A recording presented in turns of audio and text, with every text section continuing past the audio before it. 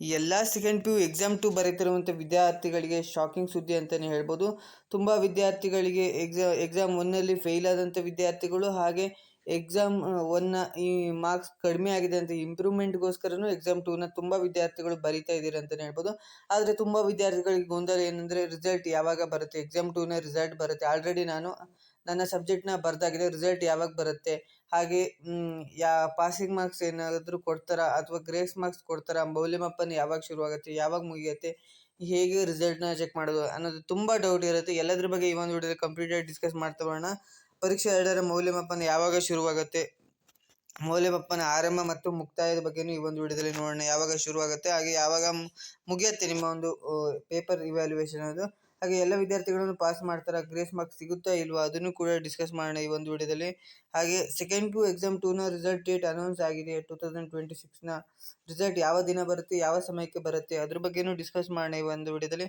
ನಿಮ್ಮ ಒಂದು ಮೊಬೈಲ್ನಲ್ಲಿ ಸೆಕೆಂಡ್ ಪಿ ಯು ರಿಸಲ್ಟ್ನ ಹೇಗೆ ಚೆಕ್ ಮಾಡೋದು, ಸ್ಟೆಪ್ ಬೈ ಸ್ಟೆಪ್ ಸಂಪೂರ್ಣ ಮಾಹಿತಿಯನ್ನು ಒಂದು ವಿಡಿಯೋ ಕಂಪ್ಲೀಟಾಗಿ ಡಿಸ್ಕಸ್ ಮಾಡ್ತಾ ಬರೋಣ. ಅದಕ್ಕಿಂತ ಮುಂಚೆ ನೀವೇನಾದ್ರು ಫಸ್ಟ್ ಟೈಮ್ ನಮ್ಮದು ಯೂಟ್ಯೂಬ್ ಚಾನಲ್ ನೋಡ್ತೀರಾ, ವಿಡಿಯೋಗೊಂದು ಲೈಕ್ ಕೊಡಿ, ಹಾಗೆ ಚಾನಲ್ ಸಬ್ಸ್ಕ್ರೈಬ್ ಮಾಡ್ಕೊಂಡು ವಿಡಿಯೋನ ಶುರು ಮಾಡೋಣ. ಹಾಗೆ ಪರೀಕ್ಷೆ 2ರ ಮೌಲ್ಯಮಾಪನ ಯಾವಾಗ ಶುರುವಾಗುತ್ತೆ ಅಂತ ತುಂಬ ವಿದ್ಯಾರ್ಥಿಗಳು ಕೇಳ್ತಾ ಇದ್ರೆ, ನಿಮ್ಮ ಮೇ 13ಕ್ಕೆ ನಿಮ್ಮ ಎಕ್ಸಾಮ್ 2 ಅನ್ನೋದು ಕಂಪ್ಲೀಟ್ ಆಗುತ್ತೆ. ಕಂಪ್ಲೀಟ್ ಆದ 2 ದಿನದ ನಂತರ ನಿಮ್ಮ ಪೇಪರ್ ಕರೆಕ್ಷನ್ ಅಂದರೆ ಆನ್ಸರ್ ಶೀಟ್ ಇವ್ಯಾಲ್ಯೂಯೇಷನ್ ಪ್ರೊಸೆಸ್ ಅನ್ನೋದು ಸ್ಟಾರ್ಟ್ ಆಗುತ್ತೆ. ಅಂದರೆ ಮೇ 15ಕ್ಕೆ ನಿಮ್ಮ ಆನ್ಸರ್ ಶೀಟ್ ಇವ್ಯಾಲ್ಯೂಯೇಷನ್ ಪ್ರೊಸೆಸ್ ಅನ್ನೋದು ಸ್ಟಾರ್ಟ್ ಆಗುತ್ತೆ ಅಂತಲೇ ಹೇಳ್ಬೋದು. ಅಂದರೆ ಮೇ 15ಕ್ಕೆ ನಿಮ್ಮ answer sheet evaluation process start ಆಗುತ್ತೆ. ಮೇ 15ಕ್ಕೆ ಸ್ಟಾರ್ಟ್ ಆಗುತ್ತೆ. ಎಂಡ್ ಆಗೋದು ಜಸ್ಟ್ 10 ದಿನದಲ್ಲಿ ನಿಮ್ಮ ಪೇಪರ್ ಇವ್ಯಾಲ್ಯೂಯೇಷನ್ ಪ್ರೊಸೆಸ್ ಅನ್ನೋದು ಕಂಪ್ಲೀಟ್ ಆಗುತ್ತೆ. ಯಾಕಂದರೆ ತುಂಬ ವಿದ್ಯಾರ್ಥಿಗಳನ್ನು ಎಕ್ಸಾಮ್ 2ನ ಬರೀತಿಲ್ಲ. ಎಕ್ಸಾಮ್ 1ಗೆ ಕಂಪೇರ್ ಮಾಡಿದ್ರೆ ತುಂಬ ಕಡಿಮೆ ವಿದ್ಯಾರ್ಥಿಗಳು ಮಾತ್ರ ಎಕ್ಸಾಮ್ 2ನ ಬರೀತಿದ್ದೀರಾ. ಸೊ ಆದ್ದರಿಂದ 25ಕ್ಕೆ ನಿಮ್ಮ ಮೌಲ್ಯಮಾಪನ ಅಂದರೆ ಪೇಪರ್ ಕರೆಕ್ಷನ್ ಇವ್ಯಾಲ್ಯೂಯೇಷನ್ ಪ್ರೊಸೆಸ್ ಅನ್ನೋದು ಸ್ಟಾರ್ಟ್ ಆಗುತ್ತೆ. 15ರಿಂದ 25 10 ದಿನ ತಗೊಳುತ್ತೆ ನಿಮ್ಮ ಒಂದು ಆನ್ಸರ್ ಶೀಟ್ ಇವ್ಯಾಲ್ಯೂಯೇಷನ್ ಪ್ರೊಸೆಸ್ಗೆ. 25ಕ್ಕೆ ನಿಮ್ಮ ಒಂದು ಇವ್ಯಾಲ್ಯೂಯೇಷನ್ ಅನ್ನೋದು ಕಂಪ್ಲೀಟ್ ಆಗುತ್ತೆ.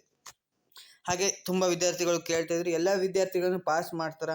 ಹೌದು, ಈ ವರ್ಷ ಶಿಕ್ಷಣ ಇಲಾಖೆ ಎಕ್ಸಾಮ್ 2ನಲ್ಲಿ ಸೆಕೆಂಡ್ ಪಿ ಯು ಎಲ್ಲ ವಿದ್ಯಾರ್ಥಿಗಳು, ಬಹುತೇಕ ವಿದ್ಯಾರ್ಥಿಗಳನ್ನು ಪಾಸ್ ಮಾಡಲು ತೀರ್ಮಾನ ಮಾಡಿದೆ ಅಂತಲೇ ಹೇಳ್ಬೋದು. ಬಹುತೇಕ ವಿದ್ಯಾರ್ಥಿಗಳನ್ನು ಪಾಸ್ ಮಾಡ್ತಾರೆ. ಯಾಕಂದರೆ ಎಕ್ಸಾಮ್ 3 ಅನ್ನೋದು ಇರೋದಿಲ್ಲ.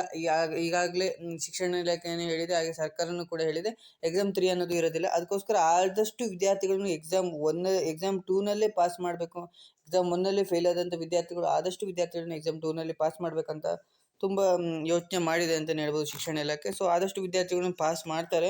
ಹಾಗೆ ಗ್ರೇಸ್ ಮಾರ್ಕ್ಸ್ ಸಿಗುತ್ತಾ ಅಥವಾ ಇಲ್ವಾ ಅಂತ ಕೇಳ್ತಾರೆ. ಗ್ರೇಸ್ ಮಾರ್ಕ್ಸ್ ಸಿಗುತ್ತೆ.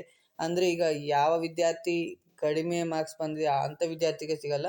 ಅಂದರೆ ಈಗ ಯಾವ ವಿದ್ಯಾರ್ಥಿ 3 ಸಬ್ಜೆಕ್ಟ್ ಫೇಲ್ ಆಗಿರ್ತಾರೆ, 4 ಸಬ್ಜೆಕ್ಟ್ ಫೇಲ್ ಆಗಿರ್ತಾರೆ ಎಕ್ಸಾಮ್ 1ನಲ್ಲಿ, 4 ಸಬ್ಜೆಕ್ಟ್ ಫೇಲ್ ಆಗಿರ್ತಾರೆ, ಅದಕ್ಕೋಸ್ಕರ ಎಕ್ಸಾಮ್ 2ನ ಬರೀತಾರೆ. 4 ಸಬ್ಜೆಕ್ಟಲ್ಲಿ 3 ಸಬ್ಜೆಕ್ಟ್ ಪಾಸ್ ಆಗುತ್ತೆ.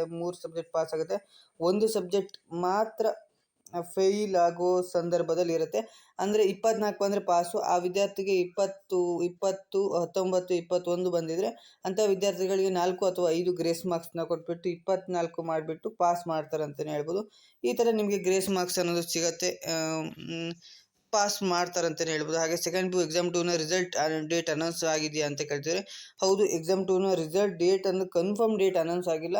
ಆದರೆ ಸಂಭಾವಿತ ದಿನಾಂಕ ಅಂತ ಶಿಕ್ಷಣ ಇಲಾಖೆಯವರು ಕೊಟ್ಟಿದ್ದಾರೆ. ಅಂದರೆ ಮೇ 29 ರಿಸಲ್ಟ್ ಬರುವ ಚಾನ್ಸಸ್ ಇದೆ, ಸಂಭಾವಿತ ದಿನಾಂಕ ಅಂತ ಶಿಕ್ಷಣ ಇಲಾಖೆಯವರು ಕೊಟ್ಟಿದ್ದಾರೆ. ಇನ್ನು ಕನ್ಫರ್ಮ್ ಡೇಟ್ ಅಲ್ಲ. ಕನ್ಫರ್ಮ್ ಡೇಟ್ ಬಂದಮೇಲೆ ನಾನೇ ಅಪ್ಡೇಟ್ ಕೊಡ್ತೀನಿ. ಸೊ ಚಾನಲ್ನ ಸಬ್ಸ್ಕ್ರೈಬ್ ಮಾಡಿಕೊಳ್ಳಿ. ಸೊ ಅಪ್ಡೇಟ್ ಕೊಡ್ತಾ ಇರ್ತೀನಿ. ಆದರೆ ಯಾವ ಸಮಯಕ್ಕೆ ಬರುತ್ತೆ ಅಂತ ಕೇಳ್ತಿದ್ರು. ಯಾವ ಸಮಯಕ್ಕೆ ಬರುತ್ತೆ ಅಂದರೆ 29ಕ್ಕೆ ರಿಸಲ್ಟ್ ಬರುತ್ತೆ. ಅಂದರೆ 28ಕ್ಕೆ ನಿಮಗೆ ಒಂದು ನೋಟಿಫಿಕೇಷನ್ನ ಕಳಿಸ್ತಾರೆ, ಪ್ರೆಸ್ ಮೀಟ್ನ ಮಾಡ್ತಾರೆ. ಸೊ ಆವಾಗ ನಿಮಗೆ ಅದರಲ್ಲಿ ಮೆನ್ಷನ್ ಮಾಡಿರ್ತಾರೆ ಯಾವ ಸಮಯಕ್ಕೆ ರಿಸಲ್ಟ್ ಬರುತ್ತೆ ಅಂತ. ಸೊ ಅದ್ರ ಬಗ್ಗೆ ಎಲ್ಲ ನಾನು ವಿಡಿಯೋ ಮಾಡ್ತಿರ್ತೀನಿ. ಚಾನಲ್ನ ಸಬ್ಸ್ಕ್ರೈಬ್ ಮಾಡ್ಕೊಳ್ಳಿ. ಹಾಗೆ ನಿಮ್ಮ ಒಂದು ಮೊಬೈಲ್ನಲ್ಲಿ ಹೇಗೆ ನಿಮ್ಮ ಸೆಕೆಂಡ್ ಪಿ ಯು ಎಕ್ಸಾಮ್ 2ನ ರಿಸಲ್ಟ್ನ ಈಸಿಯಾಗಿ ಚೆಕ್ ಮಾಡೋದು ಅನ್ನೋದನ್ನು ಆಲ್ರೆಡಿ ನಾನು ವಿಡಿಯೋ ಮಾಡಿದ್ದೀನಿ. ಎಕ್ಸಾಮ್ 1 ಹೇಗೆ ಚೆಕ್ ಮಾಡೋದು ಅಂತ ಸೇಮ್ ಅದೇ ಥರ ಪ್ರೊಸೆಸ್ ಇರುತ್ತೆ, ಏನೂ ಚೇಂಜಸ್ ಇಲ್ಲ. ಸೊ ಆಲ್ರೆಡಿ ವಿಡಿಯೋ ಇದೆ ನನ್ನ ಚಾನಲಲ್ಲಿ, ಚೆಕ್ ಮಾಡಿ. ಸೊ ಆ ವಿಡಿಯೋ ನೋಡಿಕೊಂಡು ನೀವು ಚೆಕ್ ಮಾಡ್ಬೋದು. ಇಲ್ಲಾಂದರೆ ನಾನೀಗ ಹೇಳ್ತಾ ಹೋಗ್ತೀನಿ. ಫಸ್ಟ್ ಗೂಗಲಿಗೆ ಬಂದುಬಿಟ್ಟು KarResultNick.in ಅಂತ ಸರ್ಚ್ ಮಾಡಬೇಕು. KarResultNick.in ಅಂತ ಸರ್ಚ್ ಮಾಡಿದ್ರೆ ನಿಮಗೆ ವೆಬ್ಸೈಟ್ ಓಪನ್ ಆಗುತ್ತೆ. ಅಲ್ಲಿ ಸೆಕೆಂಡ್ ಪಿ ಯು ಎಕ್ಸಾಮ್ 2ನ ಫಲಿತಾಂಶ ಪ್ರಕಟಣೆ ಅಂತ ಇರುತ್ತೆ.